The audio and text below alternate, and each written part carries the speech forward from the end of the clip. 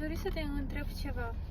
Ție ți se pare că apa are un gust anume? Are un gust bun sau rău?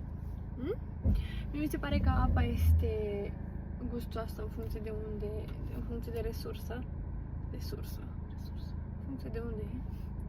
Și mi se pare că dacă este prea calcaroasă, îi simt aciditatea așa și mă arde pe stomac. Sau nu știu cum să zic. În fine, apa are gust pentru mine, pentru tine? Da, normal că apa are gust. Absolut. Poate să aibă gust de stătut, gust de mâl, gust de așa un vibe din ăla de mucegai, de ce știu eu, habar n-am. Am și uitat, sincer, pentru că mi-am montat o stație opulentă de apă și dacă sunt în oraș, am grijă să-mi cumpăr doar apă la sticlă de sticlă. Beau doar apă foarte bună și eu beau apă așa mai aparte. Da.